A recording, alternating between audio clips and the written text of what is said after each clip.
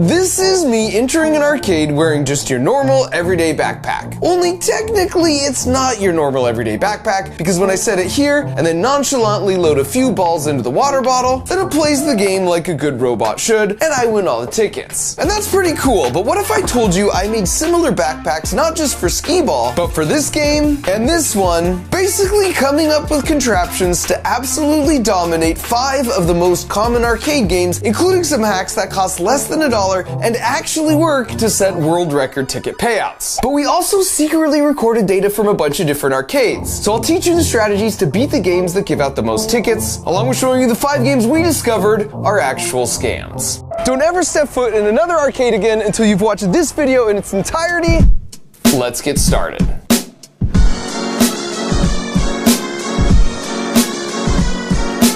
Now, admittedly, the genesis for this video came when I was using my over-engineered bowling ball that I could control just by leaning. Because I thought, what if I took that same concept and applied it to mini golf? And while that idea could be really useful for getting a good golf score, there's just no real payoff for my efforts, which focused my attention to the holy grail of any mini golf course, the arcade. It was time to recoup all the allowance money I've lost as a kid, starting first with skee-ball. And before we really see it in action, let me first explain how it works. Because if you take away the backpack, you'll find a Frankenstein version of a softball pitching machine that we chopped up and modified so it runs just off batteries. Then there's a solenoid here that makes sure the skee balls get released one at a time. So if you just turn it on, then we put a ball in here, it fires the ball like this. The coolest part here though is when it's placed in the backpack, you roll this pocket up to reveal the ball exit, and then place this water bottle here as a clever disguise to load up to 3 balls at a time. Now, of course, if you don't have a secret robot backpack, here's how you win this game as a mere human. For starters, if you watch the pros play, yes, there are skee-ball pros, they actually aim for the 4,000 point hole. And this actually makes sense because even if your throw is a little too weak or a little too strong, you're still getting significant points. A common mistake is to take the bait and go all or nothing by aiming for the small 10,000 point hole in the corner. The pros aim for this only in desperate situations where they're behind and they need big points to make a comeback for the win. The other big tip is to brace your leg against the base of the machine in the same spot each time, and then try and only move your arm, which will make your throws more repeatable and accurate because you're reducing the variables that could lead to error. So if you want to win, just follow these tips and practice a bunch. Or you could just go with my route.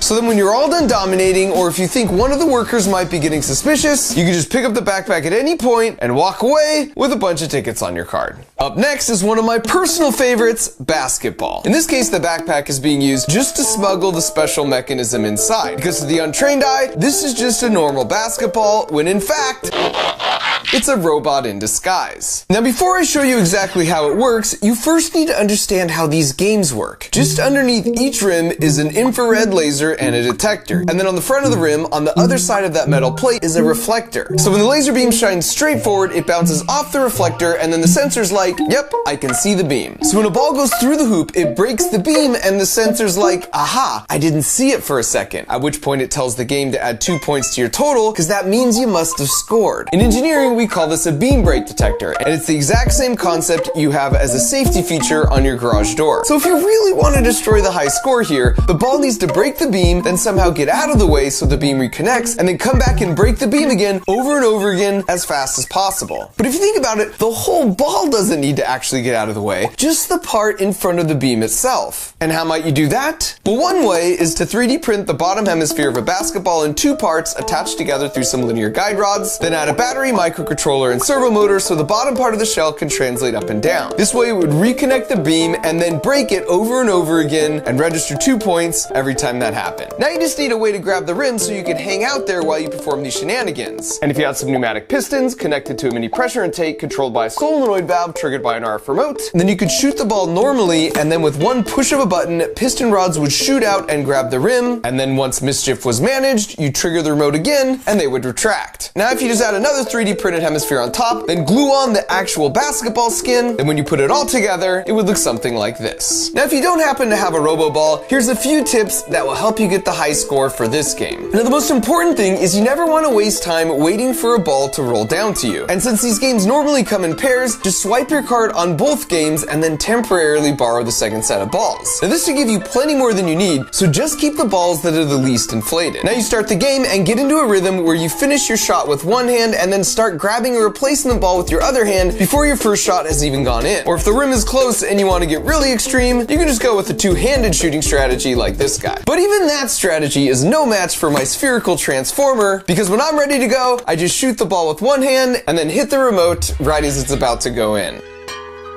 And now as the ball just sits there articulating, I simply watch those sweet, sweet points rack themselves right on up.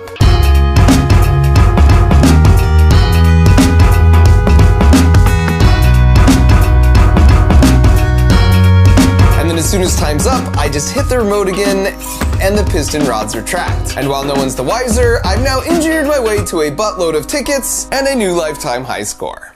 Next up is a really popular game called Quick Drop, where you hit this button to release these ping pong balls at the right moment, and if you get all 50 ping pong balls into the buckets within the 22 seconds allotted without missing any shots, then you hit the mega jackpot. But the thing is, to get all 50 balls in before the time runs out, there's essentially no margin for human error, which is good news for me because robot backpacks don't make human errors. Now, you notice when I walk up, I can just set the backpack down and it self-registers right in place. The trick here is we 3D printed an exact negative replica of the button housing on the game. And this piston rod that pokes through and pushes the button on the game is attached to this solenoid that's controlled by this Arduino microcontroller, and it tells it the exact timing needed to beat the game. Now, if you're trying this on your own, here's what you need to know. To successfully do this in 22 seconds, you have to drop 4 balls in each bucket, except in 2 buckets, you've got to drop 5. Now, dropping 5 into these 2 buckets isn't impossible, but the timing's so tight, it's really hard to pull off without them hitting the rim and bouncing out.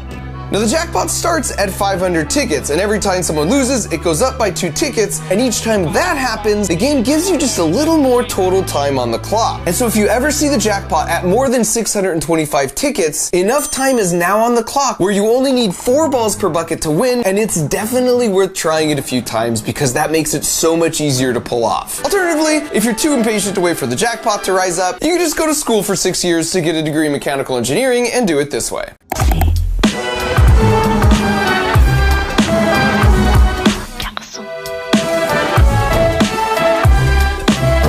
And then even as all 554 sweet, delicious tickets are being added to your account, you can just inconspicuously walk away with your backpack in tow.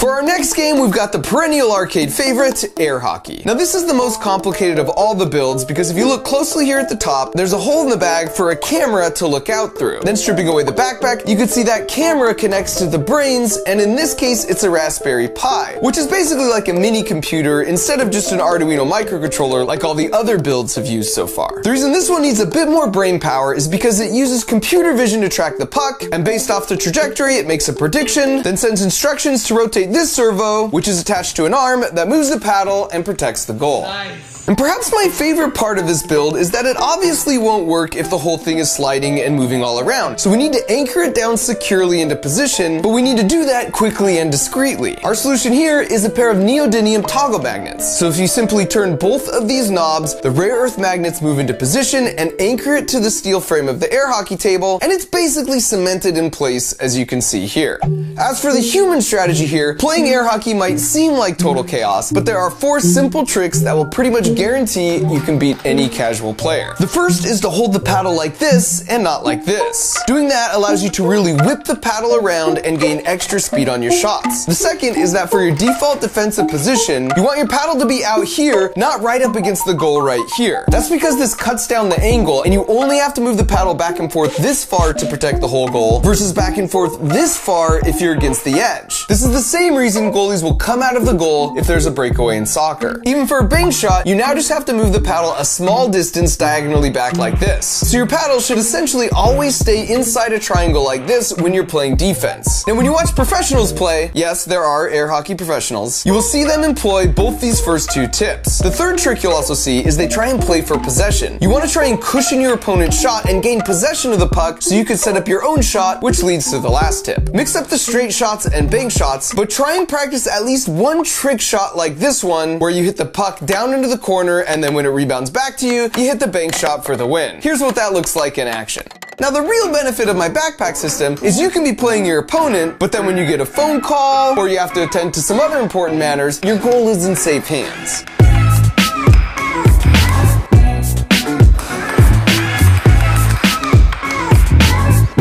And then at your own leisure, you can eventually just come back and finish things off.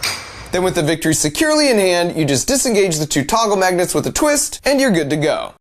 And finally, we've got the ultimate test of strength, the punching bag game. Now for this one, to make it more interesting, I wanted to find and challenge the guy in the arcade whose muscles looked the least like mine. So I stepped up first and rocked a 678 out of a possible 999. But then he stepped up and rocked an 877. And since that's bigger than 678, the trash talking commenced. Maybe if you spent a little less time at the computer, a little more time in the weight room. So that was disappointing, but lucky for me, I had a trick up my sleeve. Like, actually, because that's a fake arm in order to disguise this. That was the one who's still a little inadequate. It's basically a bionic punching arm powered by two spring-loaded pistons. To set the springs, we use a threaded rod and a drill, and once under tension, they're held in place with a quick-release mechanism I can trigger with my finger at the exact moment I want to punch a thing. And I would classify the initial test in the lab as encouraging. Now it's important to note, to play by the rules for this game, there's no side punching, pushing, running, kicking, or headbutting. But you'll notice there's no rule against spring-loaded piston punching gloves. So now that my moment of sheer domination had arrived, I stepped up and rocked an 838, which was less than 877, which was disappointing. Dang it! And in hindsight, I should have known it's really hard to compete with the human body in terms of things like punching and throwing, because we're just so efficient with those mechanics, and I have to sacrifice a lot of the speed and momentum of my own arm body system when I'm wearing that heavy wrist-mounted puncher. But you know what? I'm a fighter, and what I lack in muscle mass, I make up for in tenacity. So out of curiosity, I took a closer look to see how the machine actually works. And it turns out, it has a beam brake sensor just like the basketball game. So as that odd-shaped metal piece, which is attached to the axle and punching bag, rotates around, the beam has this tiny window to hit the sensor. You can see the sensor in the front view here. So the game cleverly measures how many milliseconds the sensor sees the beam for, and from that, it infers how quickly the bag is rotating on the axle, and therefore how hard it was punched. And this gave me an idea. So I went to the prize counter and redeemed a few of my jackpot tickets I'd been stocking up in exchange for a Pez dispenser. Step 1 was to unwrap and eat some of the Pez, because they're just delicious. And then for step 2, I removed the head and cut the arcade card like this, and then taped it here, and then went and tracked down my new friend. My theory was that if I extended the Pez dispenser and modified card out like this, and then let go, the force of the spring would retract the card, and it would break the beam so fast, the machine would think it was an insanely fast punch. But would it actually work? And it turns out, it absolutely does, because I maxed out the machine. So, yeah. Use this information responsibly, kids.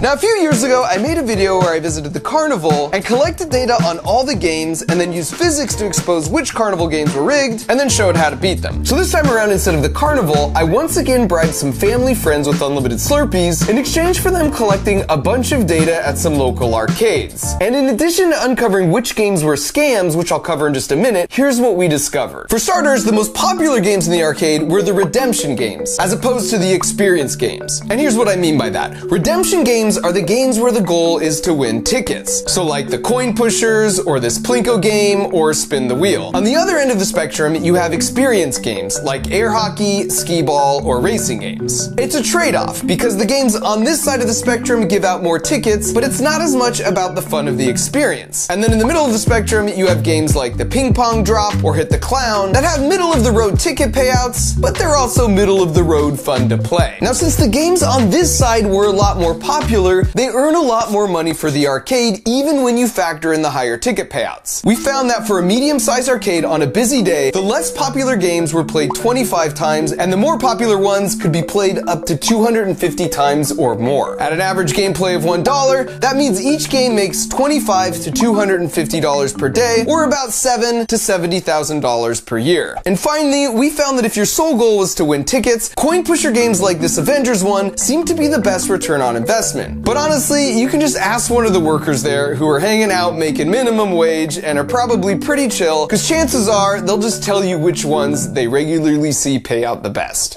Alright, so finally, let's get to the real juicy part and talk about which games we discovered were basically scams. Now, I actually have some experience in this area because a few years back, I built my original backpack arcade robot to dominate this game. Basically, it would sense the light turning on a few lights in front of the jackpot light, then it would hit the button with sub-millisecond precision, and then we would touch nothing in between runs, and yet it would alternate between missing both short and long. In other words, the timing on the jackpot light doesn't match up with the duration it's lit, and it's very different from all the other lights. You can actually test this yourself by picking a random light, and you'll find miraculously, you could somehow hit that random light every single time you try. Now this caused me to dig a little deeper, and after a bit of research, I was able to locate a copy of the owner's manual, at which point I discovered the arcade owner could just manually set how often a jackpot should be won. So this time around, I was curious what other games were essentially running the same scam where you think it's a game of skill, but in reality, the arcade owner is controlling when a jackpot's won. And as it turns out, this really popular game called Stacker employs the same trick. This other really popular game, Keymaster, and this Cut the Rope game are also, in fact, running the same scam. In all three cases, I was able to get a hold of a copy of their owner's manual, and each one has some language around how the arcade owner can specify how often a jackpot occurs. I also found many, but not all claw machines have language around how it will close with full strength, but then back off to a much weaker strength of whatever is set by the owner. For this reason, it's best to try for prizes closest to the exit hole to minimize the amount of time it's held in the claws. And I call these games scams because they present themselves as winnable games of skill, when in reality, it's essentially a random dice roll that is heavily stacked against you. And just like at the carnival, the most lucrative games are those where people overestimate their chances of winning because they seem to get close, but they don't quite win. In gambling psychology, this is known as the near-miss effect, and it will lead to increased play of the slot machine. But this is much worse than a slot machine, because at least in that case, you know it doesn't matter how you pull the lever because it's random chance. And on top of that, those games are regulated, so there is a minimum payout required by law. So for every dollar, for example, put into a slot machine, they have to pay out at least 80 cents back to the players. But for those scam arcade games I just mentioned, the default payout rate is on average 20 cents for every dollar you spend, but a shady arcade owner could basically set that to 0 and no one would know, and that would be perfectly legal. And that's especially messed up because it's primarily played by kids. So if you remember nothing else, just try and pick games that avoid any sort of digital winning element that can be rigged, because in those cases, you just never really know what your chances are. These games, however, are all great options to at least have a better sense of your actual odds of winning. I've checked the manual for all of these, and what you see is exactly what you get. And I can vouch, some arcades are more fair about this than others. For example, my home arcade here refuses to carry any of the games that can be rigged against you, which I think is pretty cool. However, if they happen to see this, my only suggestion is that moving forward, they should probably institute a no backpacks allowed policy. And perhaps also don't let people redeem tickets for Pez dispensers. This is a dad finder. It was made by a dad who's also a pilot, so his kids always know which direction and how far away he is when he's traveling around the world. And this contraption feeds your dog with the pull of a lever and went on to get successfully funded as a 6-figure Kickstarter campaign. So what do these and tens of thousands of more projects just like them have in common? Well, they were all designed by folks who took my creative engineering class at studio.com. The best part about being a maker and an engineer is you can come up with clever solutions for your real-life challenges, like winning more tickets at the arcade. It's like a superpower, but it's a superpower you can learn, and I love to see others catch that spark, which is why a few times a year, I teach a month-long creative engineering course, and enrollment for the latest session is open right now. Now you might be like, hold up, Mark, didn't you just launch the Crunch Labs Build Box, that monthly toy that gets delivered to a kid where you build it together with them on video and then explore all the juicy physics that make it work? Why are you now back to talking about this class? And it's like, yeah, I did. But the problem is that we sold out of the certified butt ton of subscriptions we had in stock in like less than a week. So I don't really want to talk about that until we have more in stock, which will for sure happen in time for the holidays. So if you want to guarantee you get dibs on one for Christmas before we sell out again, you better get yourself on the wait list at crunchlabs.com ASAP. And now you might be thinking, all right, but what's the difference between the box and your class? And the answer is the Crunch Labs monthly build box is sort of the first step. It's a monthly build I walk you through where I teach you to think like an engineer. So if you're teenager-ish all the way down to way younger, it's perfect for you, and you gotta get on that wait list. But if you're teenager-ish all the way up to way older, the creative engineering class is perfect for you. Because the class is more open-ended, and it covers my full engineering design process, all the way from how I come up with an idea, to prototyping, to finalizing the build, and then giving it character. I show you everything that I'm thinking, everything that I'm doing, and I do it 3 times. Over the course of a month, you're gonna watch me design and create 3 totally original builds, and I'm gonna guide you through finishing 3 creative builds of your own. And this is an online class, so you can take it from anywhere and work it around your schedule, but it's fully immersive and intensive. So whether you're working professional, a complete beginner, or an experienced engineer, this class has been designed to meet you wherever you're at and then level up your skills. So go to studio.com/markrover or use the link in the video description to see what other people had to say about their experience, and then enroll, and I'll see you in class. Thanks for watching.